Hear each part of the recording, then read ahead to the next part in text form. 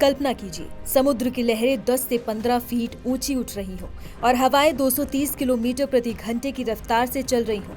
आज हम बात करने वाले हैं एक ऐसी प्राकृतिक आपदा की जो इस वक्त प्रशांत महासागर में तेजी से बढ़ रही है।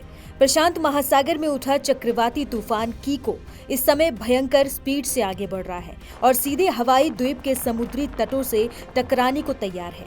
ये कोई छोटा मोटा तूफान नहीं, बल्कि इस वक्त ये कैटेगरी 4 का तूफान है। इसकी विनाशकारी हवाएं 145 मील प्रति घंटा यानी लगभग 230 किलोमीटर प्रति घंटा की रफ्तार से चल रही है। अनुमान है कि ये तूफान 8 सितंबर सोमवार को हवाई के कुछ हिस्सों में भारी बारिश और 10 से 15 फीट ऊंची समुद्री लहरों के साथ तबाही मचा सकता है।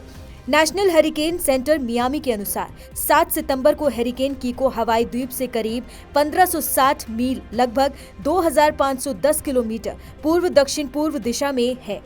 अभी ये तूफान पश्चिम उत्तर पश्चिम दिशा में 9 मील प्रति घंटा यानी 15 किलोमीटर प्रति घंटा की रफ्तार से आगे बढ़ रहा है। अच्छी खबर यह है कि अगले कुछ दिनों में ये तूफान धीरे धीरे कमजोर हो सकता है।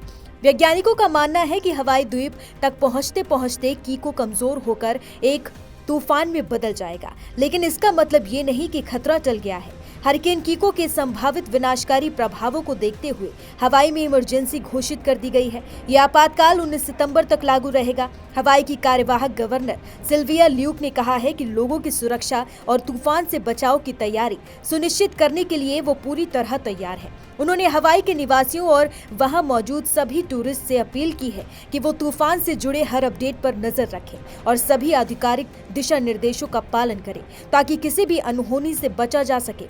अब बात करते हैं कि ये तूफान आखिर कहां तक जाएगा और इसका सबसे ज्यादा असर कहां पर होगा। अनुमान है कि हरिकेन कीको मंगलवार यानी 9 सितंबर 2025 तक हवाई द्वीप पहुंचेगा और सबसे पहले द्वीप के उत्तरी हिस्से में टकराएगा।